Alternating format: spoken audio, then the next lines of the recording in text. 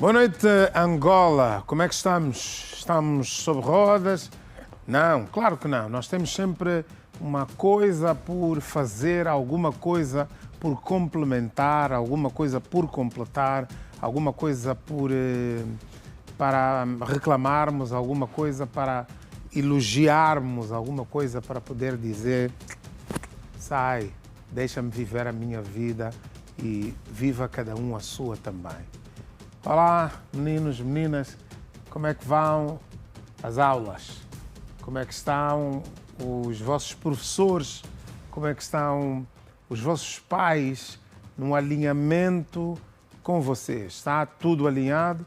Conversa boa. E atenção, pais, conversa boa. Não precisa ser conversa de dizer, não, ele é meu amigo. Como se eles fossem outras pessoas. Desligando muitas vezes algum botão emocional para que ele sinta, e principalmente quando começar a crescer, eles só crescem. Quando chegarem à adolescência, quando passarem para a fase jovem, têm de perceber que têm um pai, que têm uma mãe, mas que antes de tudo eles fizeram com que ele chegasse onde chegou. Que o pai e a mãe não são exatamente aquelas pessoas que dizem assim, não, meu pai é muito meu amigo. É bom? É bom. Mas antes de apertar no botão da amizade com seu filho, aperte no botão educação, exigência, vontade de fazer um bom ser humano. Começamos mais uma semana, hoje, segunda-feira, 5 de maio, com o coração apertado e a alma em reflexão. A nossa sociedade tem sido marcada por constantes perdas humanas, abusos que ferem a inocência dos nossos menores, acidentes que interrompem vidas e assaltos que espalham o medo entre nós. É impossível seguir em frente sem antes parar para pensar. Que sociedade estamos nós a construir?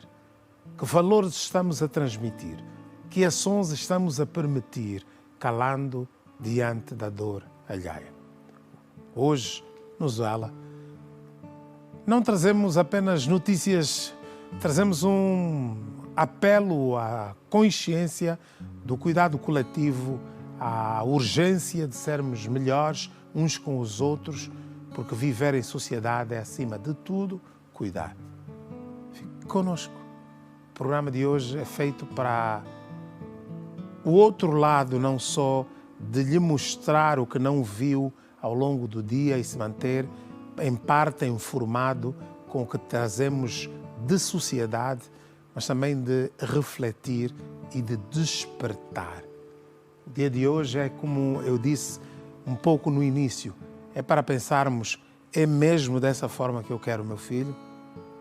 É um filho médico como eu, que eu quero? Então não tem de ser o desejo dele, que diz que quer ser engenheiro? O respeito de nós podermos andar e irmos para caminhos que, por muito provavelmente, nos vão deixar magoados. E ouvir quem nos diga assim, cuidado para onde estás a ir. Cuidado com a pessoa com quem estás a andar. Cuidado com essa trupe. Cuidado com essa gente, porque essa gente não te vai levar a lado nenhum. Mas está bom. Minha filha, por que razão é que não consegues parar para pensar um pouco que a vida da noite vai te levar a envelhecer mais cedo? Pode ser. Que a vida da noite vai te fazer, se calhar, conhecer uma boa pessoa que te venha a honrar como mulher, ou a vida da noite vai te deixar de rastos diante do que acontece com muita gente, mulheres que hoje querem estar bem distante de homens porque sentiram a dor que lhes foi infligida. E para os homens não é diferente. Ir à igreja não é irmos à busca de um Deus que resolve os nossos problemas. É ir à busca de uma fé que ajude a resolver os nossos problemas vindo essa fé de Deus. Por isso é que estou aqui hoje a falar dessas coisas para nós termos ciência daquilo que podemos ser, daquilo que na verdade somos todos os dias. Se o colega do lado é aquele colega que chega, cumprimenta, dá um abraço, contam-se cenas e vão ficando amigos, boa. Colega, no entanto, não é para ser amigo. Colega é para ser colega. Mas se isso nos leva a outro patamar, se isso nos leva à amizade, viva! Maravilha! Vamos seguir o caminho. Porque, repito, colega é colega, amigo é amigo, pai é pai, mãe é mãe, irmão é irmão. Quantas vezes é que nós conseguimos manter um nível de amizade bem maior com uma pessoa que conhecemos um dia qualquer do que muitas vezes com os nossos próprios irmãos? Já se fez essa pergunta? Por que eu não me entendo com o meu pai? Por que eu não me entendo com a minha mãe? E eu consigo me entender com a tia Antonica, a mãe do meu amigo, me trata como se eu fosse filho, mas não é aquela tia que te recebe e diz assim, não, está tudo bem, pode fazer aquilo que quer. Atenção, ó, menino, aqui em casa não é assim. Aqui em casa é dessa forma. Quando na nossa própria casa, a nossa mãe, o nosso pai e o nosso irmão mais velho nem nos perguntam se estamos bem. Vamos para a nossa efeméride de hoje. Boa noite, Salu. A vida é um mar de surpresas boas e más, mas é preciso seguir. Nesta segunda-feira, 125º dia do ano no calendário gregoriano, os fiéis católicos vivem o mês de Maria. Celebra-se hoje o Dia Mundial da Língua Portuguesa. Vamos aos factos históricos que marcaram o dia 5 de maio. O Dia Mundial da Língua Portuguesa, também conhecido como Dia da Lusofonia, é celebrado a 5 de maio. A data foi criada como Dia da Língua Portuguesa e da Cultura pela Comunidade dos Países de Língua Portuguesa, a 20 de julho de 2009, por resolução da 14ª reunião ordinária do Conselho de Ministros da CPLP, decorrida na cidade da Praia, em Cabo Verde. O dia 5 de maio foi a data da primeira reunião dos Ministros da Cultura da Comunidade dos Países de Língua Portuguesa. Posteriormente, a 25 de novembro de 2019, a data foi instituída pela Unesco como Dia Mundial da Língua de Camões, tornando-se assim no primeiro idioma do mundo a ter uma data oficial reconhecida pelo órgão da ONU. O português é a língua oficial de 9 países, nomeadamente Angola, Brasil, Cabo Verde, Guiné-Bissau, Guiné Equatorial, Moçambique, Portugal, São Tomé e Príncipe e Timor-Leste, além da região administrativa especial de Macau, na China. Estima-se que a língua portuguesa seja falada por mais de 265 milhões de pessoas, sendo o idioma mais utilizado do Hemisfério Sul. A criação da data faz parte de uma estratégia de internacionalização da língua adotada pela CPLP e busca aumentar o interesse pelo idioma também em áreas não lusófonas. Num dia como hoje nascia Karl Marx, a 5 de maio do ano 1818, ou seja, 1818, nasceu em Trier, na região Prússia-Renânia, atualmente Alemanha, Karl Marx, uma das figuras mais influentes do pensamento político, filosófico e econômico do século XIX. Seguimos com outros factos do passado que marcam a história do futuro. Ainda num dia como hoje do ano 1821, morre com 51 anos de idade o imperador francês Napoleão Bonaparte, na ilha de Santa Helena. Segundo a opinião médica, Bonaparte não morreu de um câncer no estômago, como se veiculava, mas sim a uma úlcera sem os devidos tratamentos que comera os seus órgãos vitais de forma brusca. Salu, nós prometemos voltar amanhã com mais outros dados que marcam a história da nossa humanidade. Até aqui, Tondozuela. Olha aí, e vamos falar. Mais um pai de Salmado forçava a filha de 14 anos a manter relações sexuais com ele. O próprio pai. Vai perder isso? Não. Será já daqui a pouco. Eu sei que você vai querer aferir o que é que aconteceu com esse pai e o que poderá acontecer com essa filha. Por enquanto, Dois jovens com idades compreendidas entre os 25 e os 27 anos foram detidos pela Polícia Nacional em Luanda, acusados de ter roubado a viatura de uma senhora que prestava serviço de táxi através do aplicativo Yango. A Dilvane Stanislau esteve lá. Minha canuca, conta a história. No bairro Morro Bento, em Luanda, quando os suspeitos solicitaram uma corrida e durante o percurso renderam a condutora sob ameaça. Chamaram o aplicativo. Qual é o aplicativo? Estava com Yango. Trabalho com Yango. Chamaram o aplicativo Yango e fui pegar os senhores. Tentei ligar para o número deles, mas não chamava. A princípio, quando eu peguei primeiro era um, depois subiu outro. Subiu outro na multiperfil. Tentei ligar, mas o telefone não chamava e depois ele ligou-me a partir do aplicativo. O Yango tem um aplicativo, mas não é de número, é mesmo só a chamada do aplicativo. Tentou ligar e depois fui ter com ele. Peguei o senhor, ele veio já com muita conversa, porque a namorada que vai tocar é DJ. Aí ele disse, não, vamos pegar alguém. Eu disse, sim, se for para pegar tem que adicionar paragem. O senhor tem que adicionar paragem, porque eu não posso pegar alguém sem o senhor adicionar paragem, porque é a regra do aplicativo.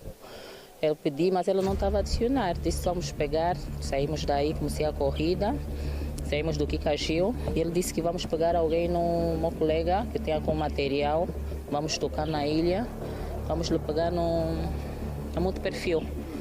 Fomos até a multiperfil, ele não adicionou a paragem, o moço chegou, o outro, o colega dele, um amigo, chegou e subiu sem nada. Totalizando 3 nesse caso? Totalizando 2, ele estava sozinho, só mexendo no telefone.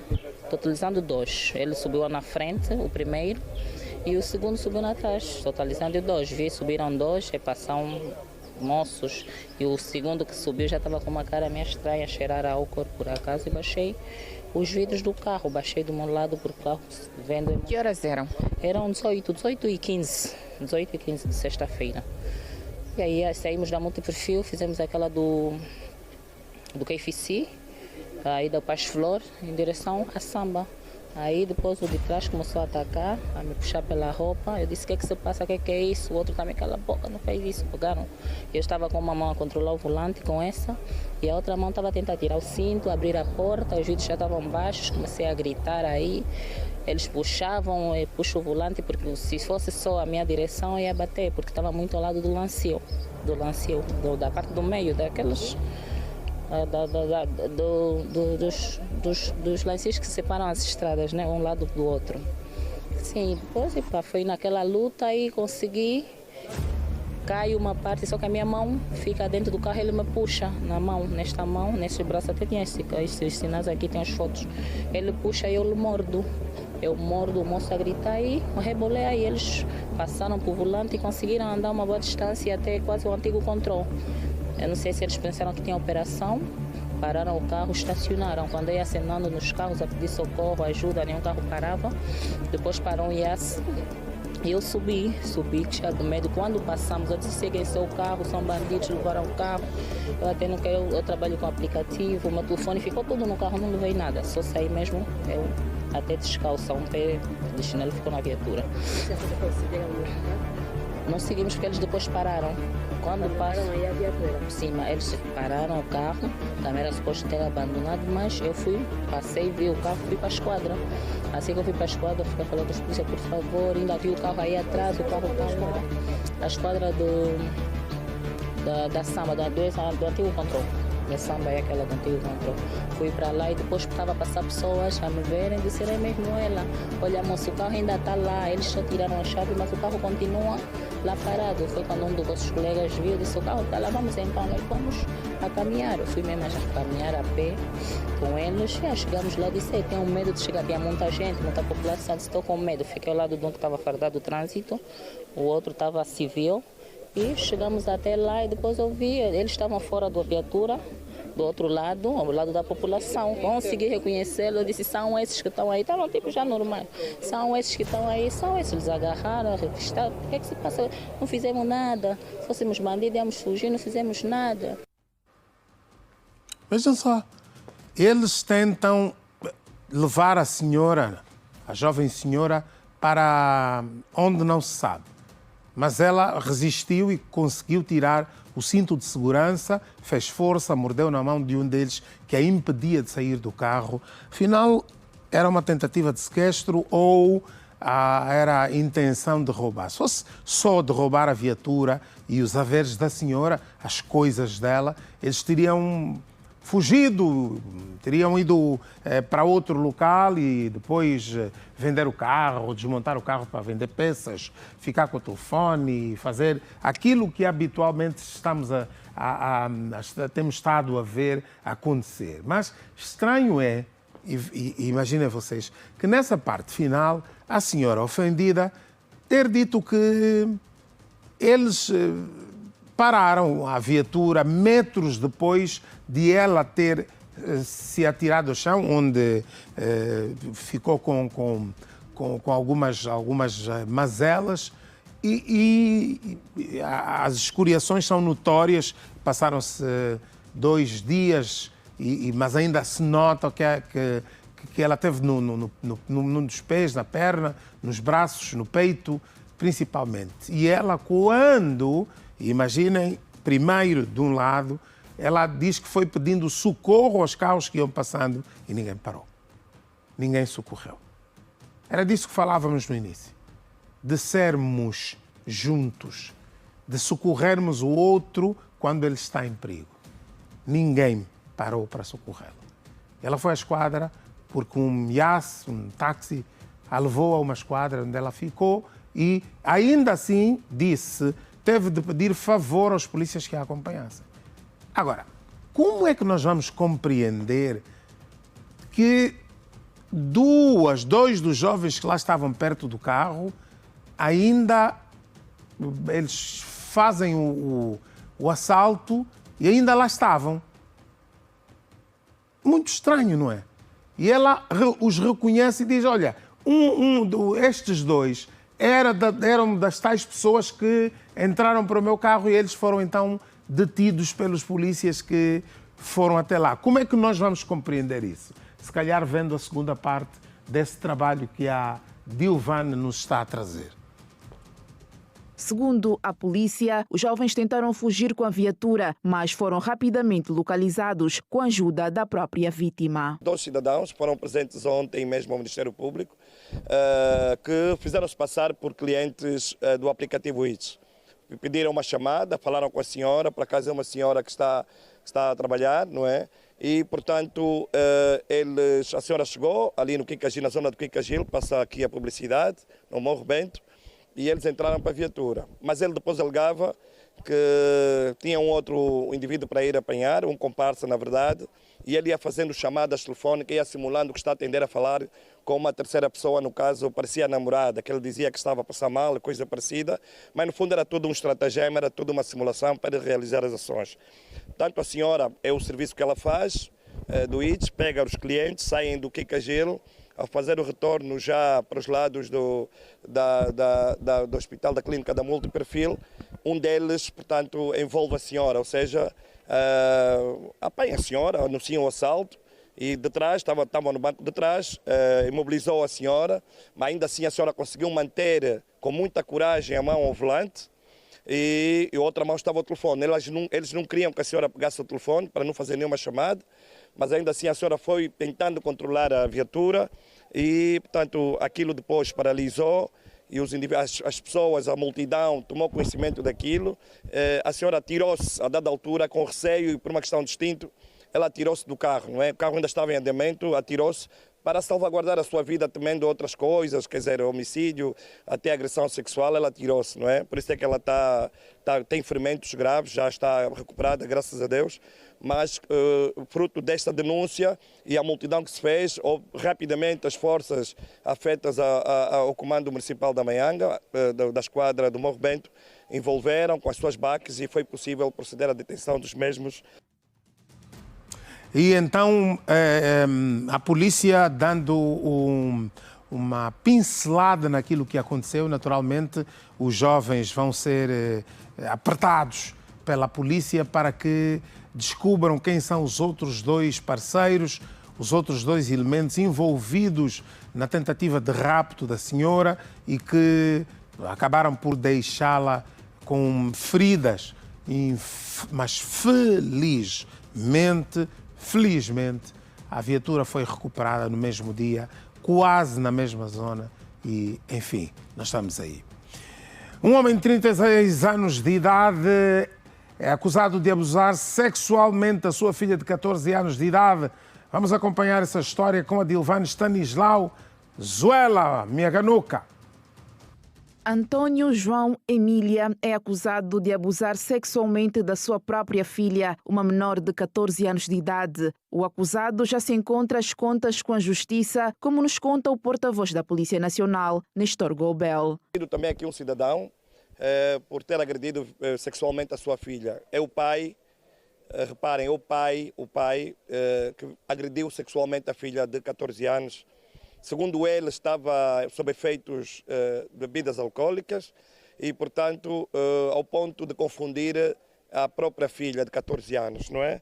É um indivíduo que está já detido e vai ser presente ao Ministério Público. O acusado contou-nos a sua versão dos fatos. O senhor está bem? Estou bem. Por que violou a sua filha?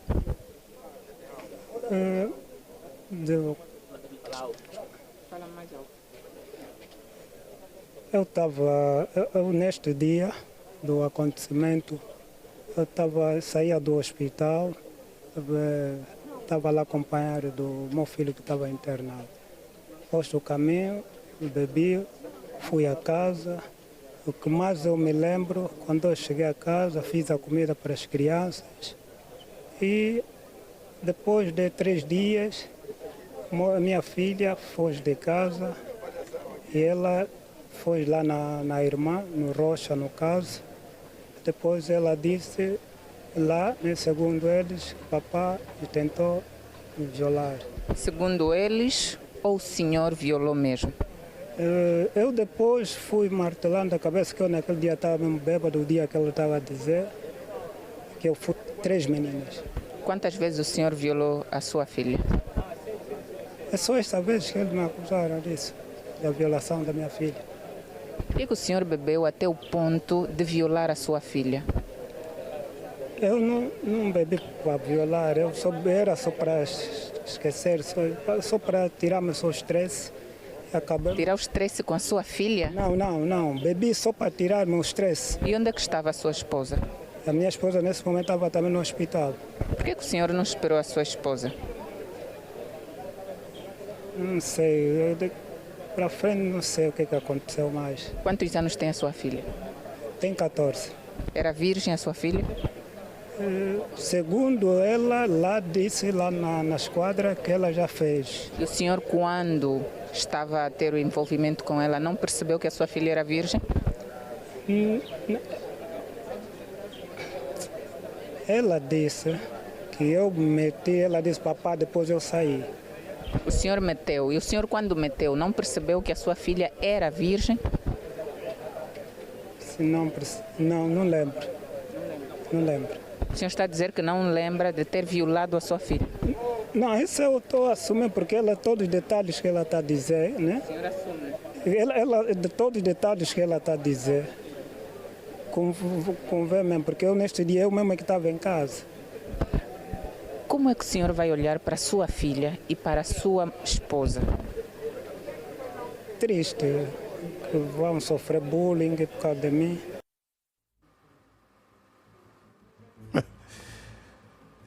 Como é que compreendemos isso? Como é que vos passamos isso? Porque estamos todos nós a precisar de uma explicação. Eu sou pai de 6 filhos. Eu resolvo, para tirar o stress, resolvo tomar uns copos. Nada mais legítimo, comum, normal. Quero tomar um copito, tomo um copo.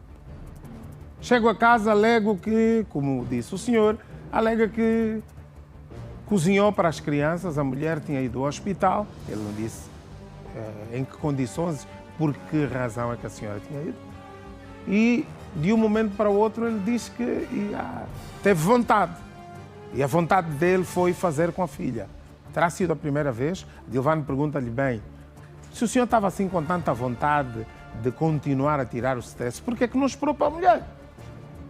Por que não esperou pela mulher? Mas ele diz que não se lembra. Lembra-se. O senhor lembra-se sim.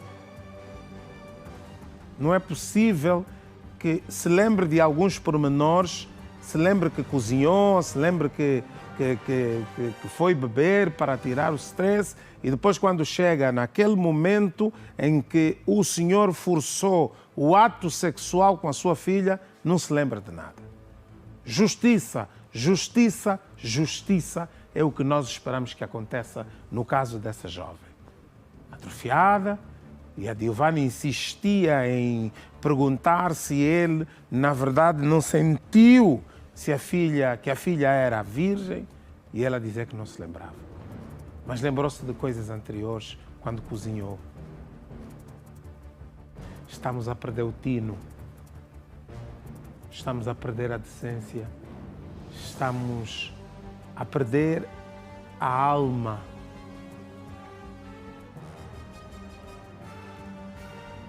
O Comando Provincial de Luanda da Polícia Nacional, num trabalho coordenado entre a Ordem Pública, DIP, DTSR e SIC, deteve só no fim de semana prolongado 289 suspeitos. Destes, 106 foram apanhados em flagrante delito, 135 em sequência investigativa e 48 por crimes rodoviários. Vamos acompanhar toda a informação com, novamente, a Dilvan Stanislau. Durante o fim de semana prolongado, a Polícia Nacional, através do DIP e do SIC, realizou diversas ações de fustigamento e patrulhamento, visando a prevenção e o combate à criminalidade. As operações resultaram na detenção de suspeitos, desmantelamento de grupos criminosos e apreensão de materiais ilícitos. O Comando Municipal da Maianga, levou a cabo um conjunto de ações com base nos seus especialistas em investigação de ilícitos penais, também da Ordem Pública do DINFOP, e, portanto, permitiu então a detenção de 22 elementos implicados em vários crimes. No âmbito da sequência investigativa, durante este período, foram realizadas várias sequências investigativas no cumprimento de mandatos de detenção emitidos pelo digníssimo Procurador do Magistrado do Ministério Público, e, portanto, participações abertas nos piquetes, tendo sido possível proceder à detenção de 5 indivíduos constituídos arguidos em vários processos, não é? Portanto, vale dizer também que neste período foi possível esclarecer 10 crimes reportados nos resumários anteriores, com maior realce para os furtos e roubos qualificados de diversos artigos, bem como abuso sexual e ofensas graves à integridade física. No capítulo das apreensões, durante este período, o município da Maianga procedeu à apreensão de uma arma de fogo do tipo pistola, uma pistola de brinquedo, que era utilizada por um marginal para realizar os crimes por esticão na via pública, não é? Também foram apreendidas 4 botijas. Quanto à recuperação, foram recuperadas durante este período 4 motorizadas, uma viatura, uma arma do tipo AKM, 10 telemóveis, uma peruca, 2 impressoras, um descodificador, 2 Playstation, 4 ar-condicionados, 4 compressores de ar-condicionados, 4 TVs plasmas, um tablet.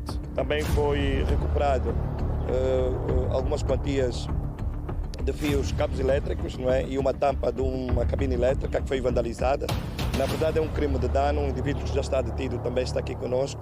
Vandalizou uma cabine aqui mesmo da Calemba e privou, portanto, muita gente de energia, não é? Na base mesmo das ações encobertas, foi possível, a partir da esquadra aqui da Madeira, desenvolver-se um conjunto de ações por intermédio das PACs e permitiu a detenção deste elemento. Durante o desmantelamento foram apreendidos materiais como arma de fogo, motorizadas, telemóveis, botija de gás butano, TV plasma, ar-condicionado e uma peruca. Durante esta operação, a polícia apresentou ainda 22 dos mais de 100 detidos.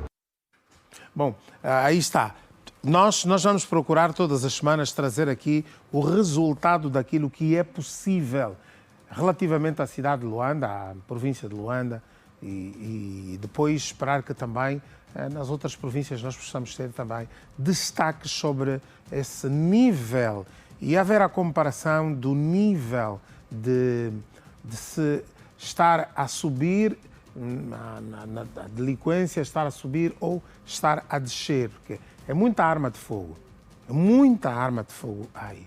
É muito telemóvel, computadores, televisores, impressoras, para além de outras coisas. E atenção que o superintendente-chefe, Néstor Goubel, falou de uma parte em que a polícia teve acesso. Imagina tudo o resto que a polícia, na verdade, não conseguiu ter acesso. Outros roubos, outras mortes, outros atropelamentos ou acidentes de viação, outras armas usadas em vários crimes. Nós estamos a falar de um espaço de tempo apertado, de um fim de semana apenas, prolongado, claro. Mas as pessoas saem, as pessoas querem festejar, as pessoas querem se distrair. Então é muito estranho que sejam números tão altos, mas eu acredito que esse número só tem tendência de crescer. Com essas micro-operações que a polícia está a fazer, estamos com a ligeira impressão de que as coisas estão a melhorar. Está a precisar dessa ação ser de maior ação, de maior notabilidade, para que os bandidos comecem a ver que não estão a fazer os cursos e as suas ações para nos tirarem toda a nossa dignidade enquanto seres humanos independentes da República de Angola. Agora vamos saber o que é que no país aconteceu e o que é que destacamos, afinal, para o Girassol Jornal de hoje, que terá a narração da Iracelma Arnaldo. Boa noite, companheira, linda e prontinha, creio, para o jornal daqui a alguns minutos. Prontíssima, Salu Gonçalves. Boa noite também a quem nos acompanha a esta hora. Para o jornal desta segunda-feira, vamos destacar queda do preço do petróleo. O Brent, referência para as exportações angolanas, está a ser comercializado abaixo dos $60. O país está perto dos 18 mil casos de cólera. Nas últimas 24 horas, o Ministério da Saúde registrou 240 novos casos da doença. Regresso ao trabalho depois do feriado prolongado. Instituições públicas com presença massiva de funcionários e utentes nesta segunda-feira.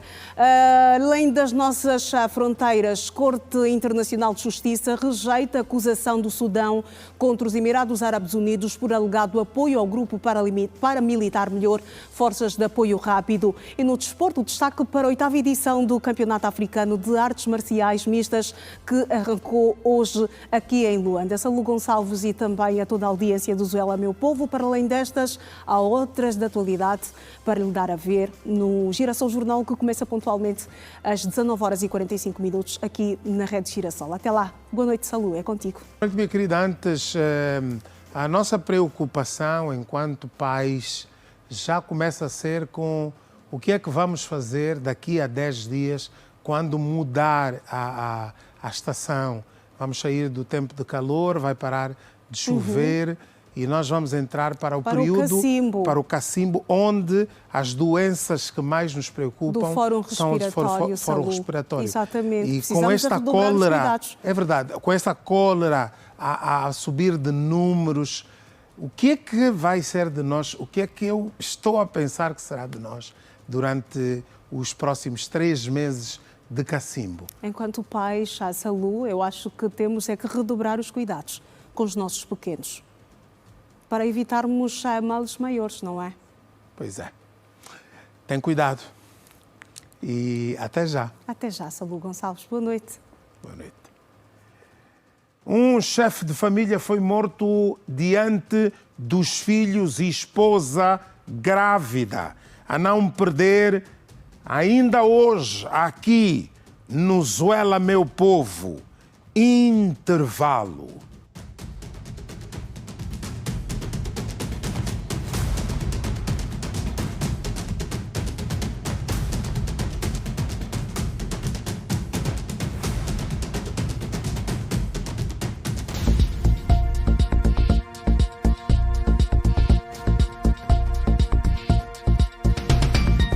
só para lhe dizer que somos o programa Zuela entre as 18 e as 18h30 e as 19h30, de segunda a sexta-feira, aqui na Rede Girassol.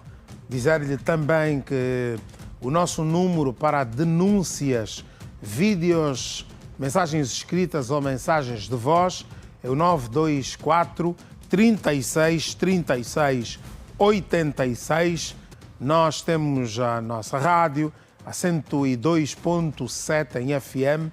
Temos também as nossas redes sociais, Facebook, TikTok, Instagram, YouTube, e depois poderá ir naturalmente também ao nosso site, às nossas páginas de internet, à procura da informação que lhe fará ser atendido por nós e perguntar o que quiser, para além de dizer também aquilo que é. Mais uma vez renovo os votos de muito boa noite, desejo que tenha uma noite agradabilíssima e que continue aqui conosco até às 19h30. Descarga elétrica causou a morte de 10 cabeças de gado bovino. A tragédia aconteceu no bairro da Vila Moisés, no município do Bailundo, província do Huambo. E essa história que nos é gentilmente narrada pelo telespectador Gonçalves Samuco, que fez de cidadão repórter neste caso.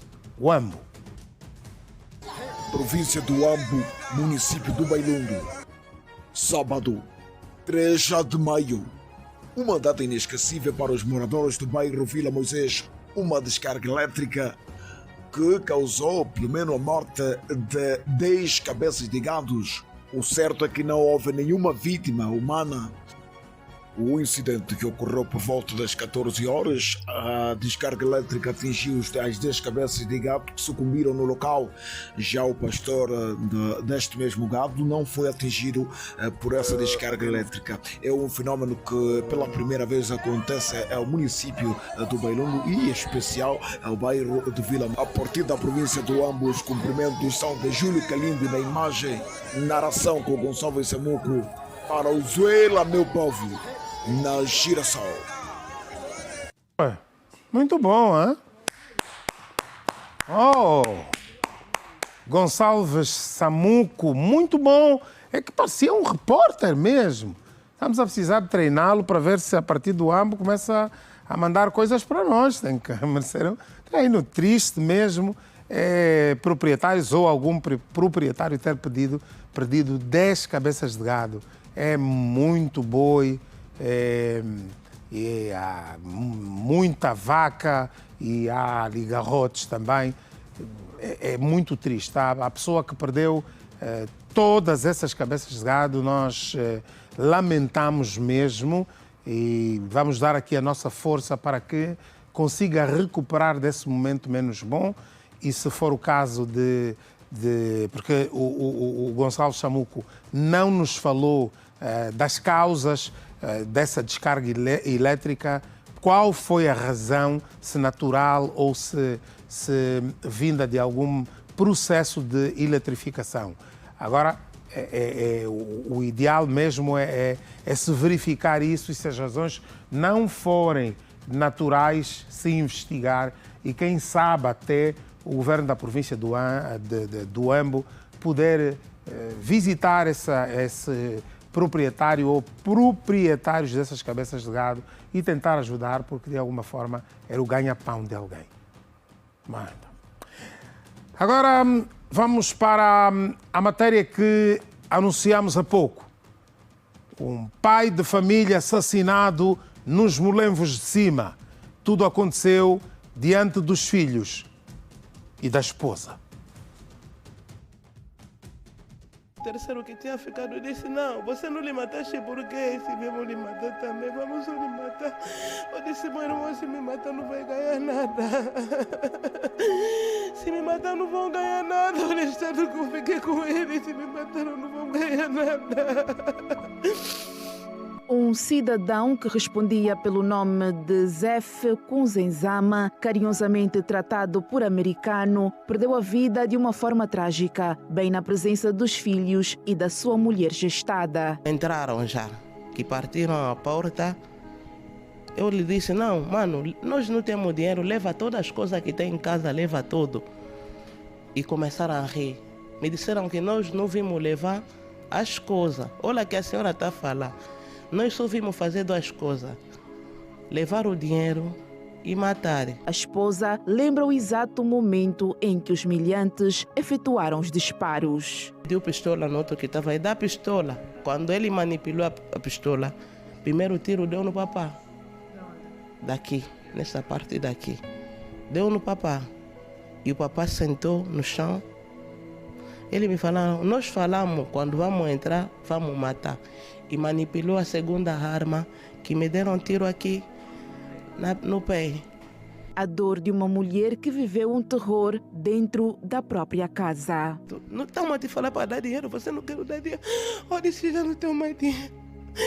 Já não tenho mais dinheiro.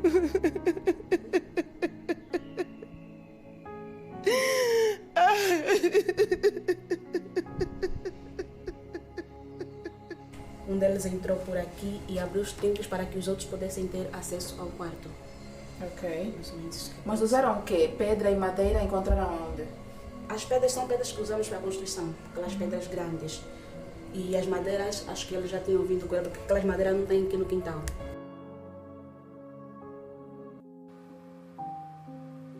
Se naquele momento as pessoas que moram à volta se juntassem e todas começassem a gritar, eles disparariam contra quem? Não precisavam de aparecer, só começavam a gritar, polícia! E um diz o outro, a polícia está a vir aí, está a vir aí um carro. Talvez o americano não tivesse morrido. Agora, também me coloco uma questão.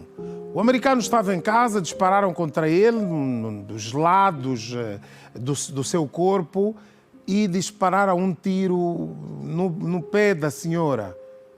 Agora, perguntámos-nos, tratar-se-ia de um ajuste de contas, de uma solicitação de alguém para lhe tirar a vida? E a pergunta é, por que é que dispararam contra a mulher?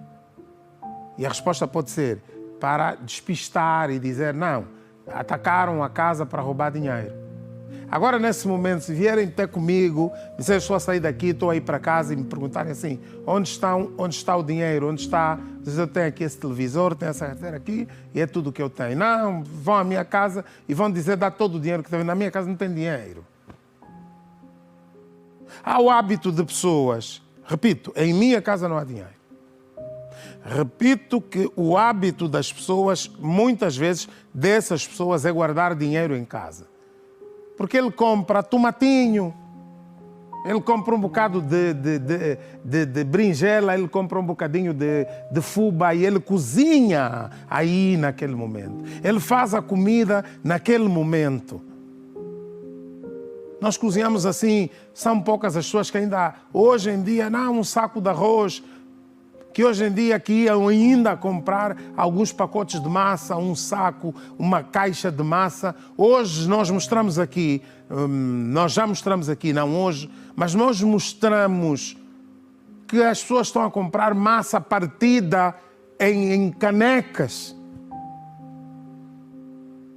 Porque é exatamente o hábito de não termos dinheiro em casa, não guardarmos dinheiro, ou de não haver dinheiro.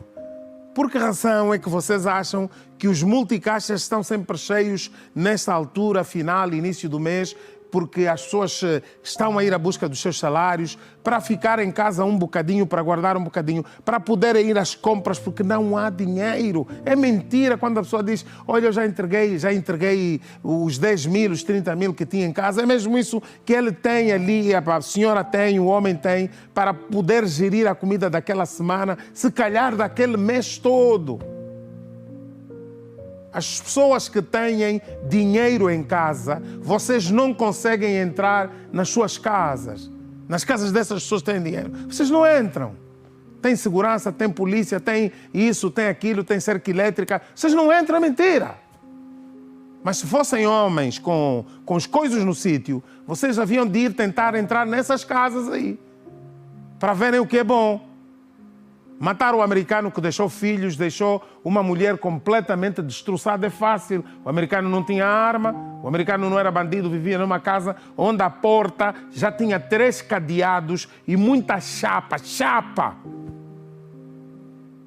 Cobardes, bandidos. Vocês não valem nada. Jovem de 17 anos mantinha rede de prostituição de crianças em serviço especial para estrangeiros. Daqui a pouco. Até já.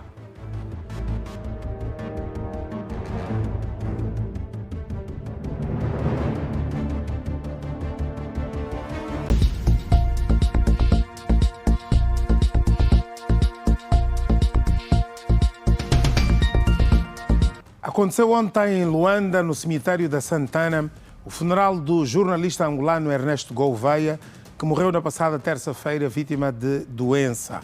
Amigos e colegas renderam a última homenagem ao jornalista Prémio Nacional de Jornalismo 2013, através de uma matéria publicada no Novo Jornal.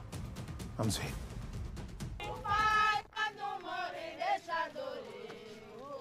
Foi neste domingo a enterrar no cemitério da Santana, em Luanda, o jornalista angolano Ernesto Gouveia. Incrédulos e consternados, familiares, amigos e colegas renderam a última homenagem ao amigo dos amigos. Eu particularmente perdi um conselheiro enquanto radialista. Aliás, o Ernesto é Prémio Nacional de Jornalismo. Vai continuar vivo, ele viveu intensamente enquanto esteve entre nós. Foi alguém muito alegre, um camarada, um irmão, e nós vamos estar aqui para continuar a honrar também o seu legado. Frequentamos as mesmas escolas, frequentamos as mesmas redações e consolidamos a amizade mais do que a profissão. E, portanto, quando um de nós se vai, quando os nossos amigos se vai, obviamente que é uma parte de nós. Foi um jovem que inspirou outros jovens a abraçarem a carreira. Estou lembrado da entrevista que ele concedeu por ocasião do prémio que venceu o Nacional de Jornalismo em 2013 e sublinhava a importância de outros jovens abraçarem a carreira jornalística. Portanto, acho que o Gouveia vai deixar saudade, não só dentro da carreira jornalística, mas também dentro da comunicação institucional, porque ele marcou o seu tempo e marcou o tempo de outros jovens. O Ernesto é daquelas pessoas que não são bem faladas apenas quando morrem. Só quem o conheceu sabe disso.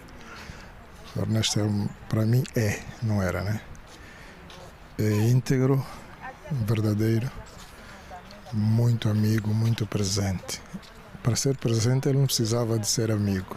Bastava alguém estar a precisar. Preocupemos-nos com os outros. Foi a grande lição que eu aprendi, porque sempre que do meu lado houvesse alguma reação de alguma pessoa doente, eu tinha sempre o Gouveia ali preocupado em perguntar o que é que se passa, por que é que publicaste isso, o que é que se passa com essa pessoa.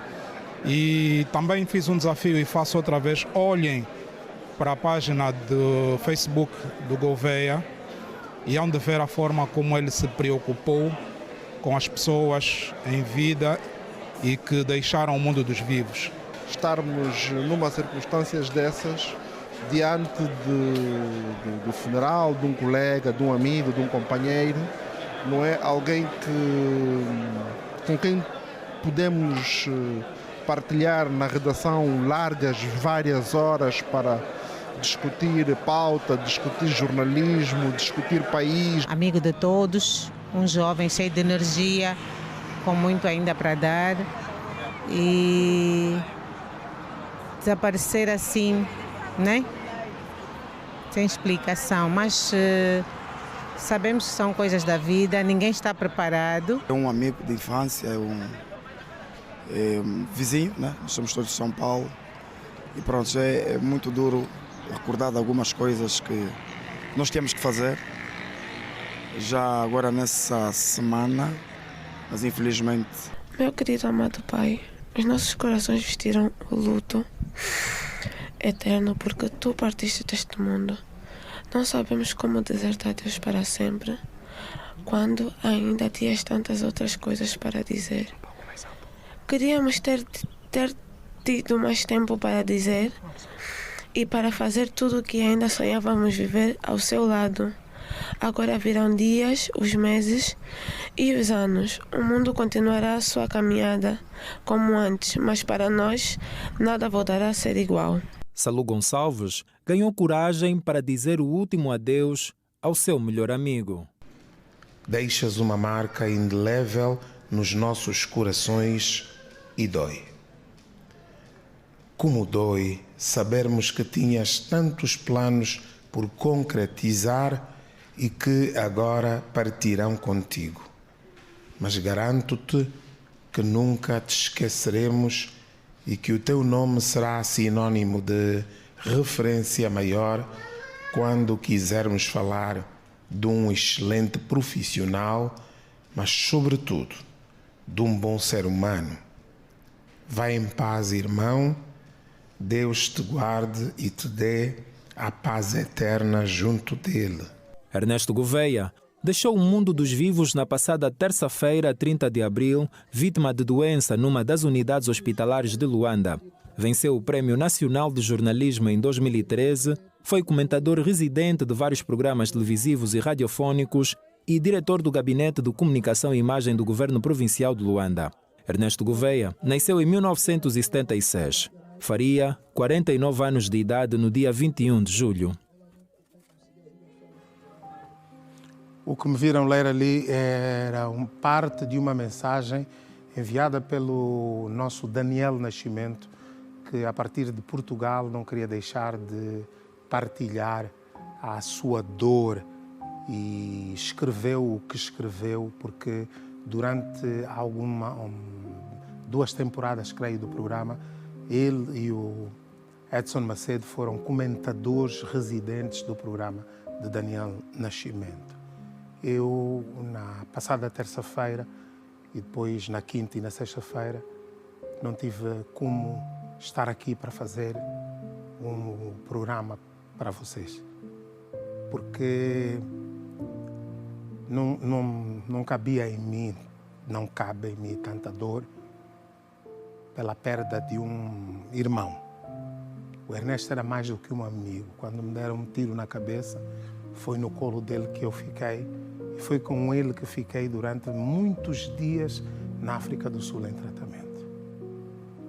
Quanto ao anúncio da sua morte, eu gostava de dizer algo à editoria e principalmente à direção da Platina Line.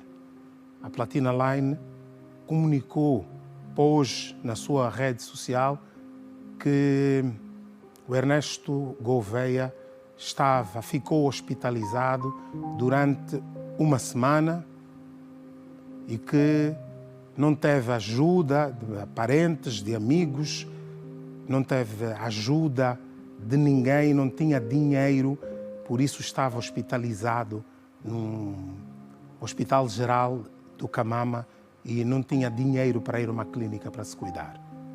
Uma mentira. A Platina Line vem cometendo injúrias contra as pessoas, contra mim mesmo. E que, para muita gente, acabou por manchar a imagem de um homem que zelava pela sua postura. É mentira. Quem leu e pensa que terá acontecido isso, o Ernesto Gouveia morreu de um acidente cardiovascular, de um AVC fulminante. Ele ia, naquele dia, a sair de casa, parou numa bomba de combustível para colocar gasolina no carro.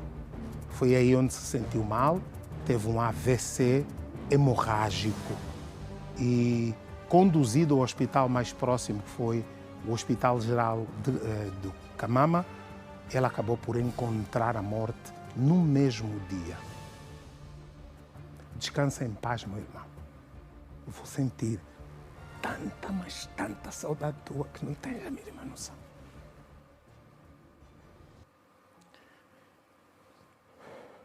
Você acredita que uma menina de 17 anos já trabalha como proxeneta?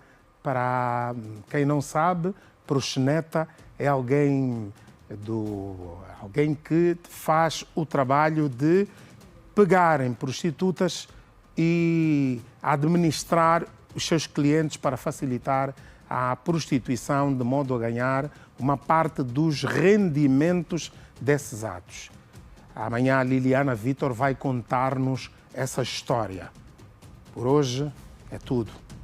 Agradeço a vossa presença e o vosso estar aí todos os dias. Muito obrigado, muito obrigado, muito obrigado. Amanhã estaremos juntos novamente para outras histórias contar, como essa de uma jovem de 17 anos que é proxeneta. Os brasileiros dizem cafetina.